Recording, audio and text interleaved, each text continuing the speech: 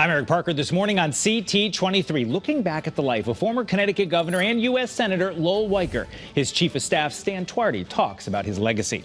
We're also joined by Channel 3 meteorologist Mike Slifer to talk about our summer weather, the Canadian smoke, El Nino, and what the hurricane season looks like this year. Plus, in our Sunday Spotlight, international best-selling author and Connecticut resident Lou Ann Rice is here in studio with her summer book picks for you. It's all ahead this first Sunday of July. CT 23 starts right now. From Channel 3, CT 23 with Eric Parker. Good morning. This past week, Connecticut lost a governor and U.S. senator with the passing of Lowell Weicker at the age of 92. Described as a maverick, someone who was willing to make decisions at times outside of his party lines. His influence will continue to be felt in the state he served. This morning, Governor Weicker's Chief of Staff, Stan Twardy, is joining us. Stan, thank you for being with us. I know for many years he was not only the boss, but then later a friend, and you stayed close with Governor Weicker. He had so many different roles, state house, a first selectman, U.S. senator, U.S. rep, so many different things. Of course, governor, to you, what's his legacy? His legacy is what he did to help people who did not have a voice, who did not have a voice of their own. You know, look back to the number of people's lives he saved by his advocacy for HIV research.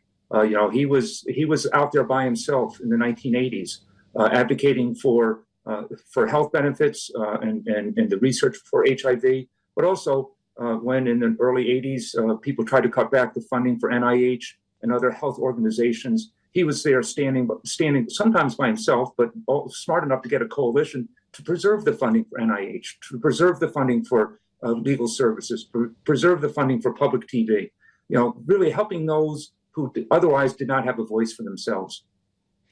That's something that struck me in researching his past. I mean, there's a building at NIH named for Lowell Weicker. So here you have a Republican politician, and at a time when there was this disease that was killing predominantly gay men in large numbers, it was certainly alarming throughout society. And here's a Republican who stuck his neck out and said, we have to do something about this. Does that tell you something, or should it tell our viewers something about who Lowell Weicker was? It tells you a lot about who Lowell Weicker was. He believed what he believed in, he fought for. And that was the thing that got me. The story that I'll take to my grave with me is when his young son, Sonny, was having some minor surgery at a children's hospital in Washington. We're in the middle of fighting, the governor was in the middle of fighting Jesse Helms on either school prayer, separation of church and state, all those issues.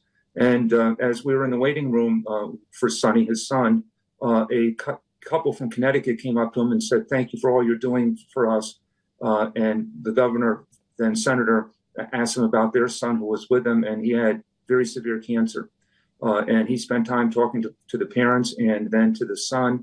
And as we walked out of the building, he turned to me and said, that's what the job of the senator is for, is to help people like this young man who does not have anybody else advocating for him. We need to have money for medical research. He got it. He got the Lasker Award, which is given to those who are, it's sort of like the Academy Award for those in the health area. And so he really did help those who did not have a voice of their own.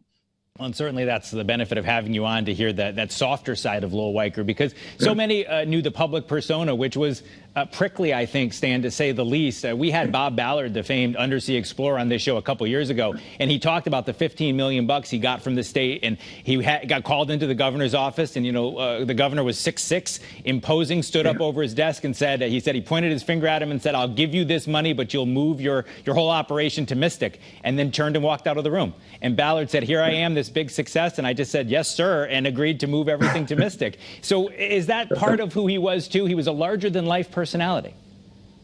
He was larger-than-life personality, and I can tell you stories about that, too, with him and me being on the other side of that finger-pointing, for sure.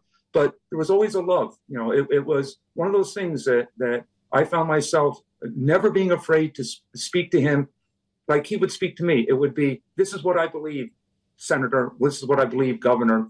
And that was something he respected. That is him, that all of us have different sides, right?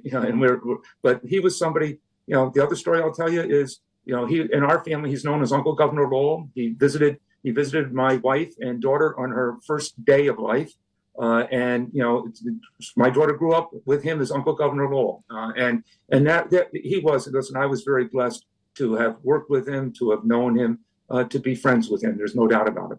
Of course, many people, if you just read the headline, he's the income tax guy. He at first opposed it, and then he looked at the size of the deficits the state was facing and decided there was no other way, and in fact was so convinced that when 40,000 people showed up to protest it, he waded out into the crowd to try to sell his plan.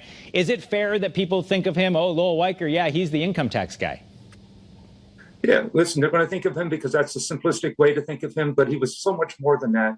I will just tell you a funny story about that, and I think this encompasses Lowell Weicker, that Howard Baker, who had served on the Watergate committee with him, was on the board of UTC at the time and was in Hartford the day of that protest. And he saw the media covering Weicker going out into the crowd, and he called Weicker at the governor's residence that afternoon or evening and said, Lowell, in his southern drawl, Lowell, I saw you on TV. You're the only person I know who would light a match and look in a gasoline barrel to see what's in there. And that was Lowell Weicker.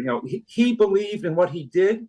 He believed in what he did, and he was going to fight for it. And he fought for all those things that he did. And that is something we need in our elected officials today. I mean, people are going to fight for what they believe in.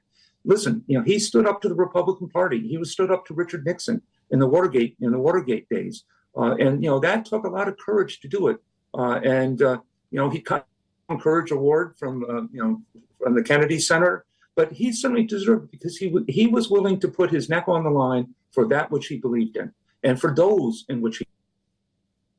Well, and certainly, Stan, he had no need to follow that party line. I saw Don Imus, the radio host, quoted saying he's a very talented loose cannon. You know he's going to fire. You're just not sure the direction. And I thought that was a great description. That was back from 1995. As we look at the politics today, we only have about a minute left, but as we look at politics today, I saw him quoted in one of his final interviews saying he was discouraged. Is there something politicians today can learn from Lowell Weicker? Yeah, what they can learn from Lowell Weicker is that their jobs as an elected official is to work for the people who they represent, not to work for themselves, not to work for their party, but for the state or whomever they represent, and to do it with passion and courage. Well, he certainly did that, and I know Don Imus was, of course, joking about that, but he certainly didn't care if it was a Republican idea, a Democratic idea, an independent idea. If it was an idea he liked, he was willing to put his force behind it, and we appreciate you sharing those great stories of Uncle Governor Lowell, as you say. Stan Twardy, thank you so much for joining us here on CT 23. Pleasure to be with you, Eric, always. Thank you. Well, former U.S. Senator Lowell Weicker died at the age of 92, leaving behind his wife, Claudia, 4 sons, 2 stepsons, 12 grandchildren, and 4 great-grandchildren. Coming up later in our Sunday Spotlight, who better to ask for a book suggestion as we head into the summer beach reading season than an author who has sold millions herself? Connecticut's own Lou Ann Rice is sharing her list and telling us about her newest book. It comes out later this year. But up next, Channel 3 meteorologist Mike Slifer. He's talking about our summer weather, the hurricane season, and all that smoke that's been in our state from wildfires up north in Canada. He'll be with us when we come back.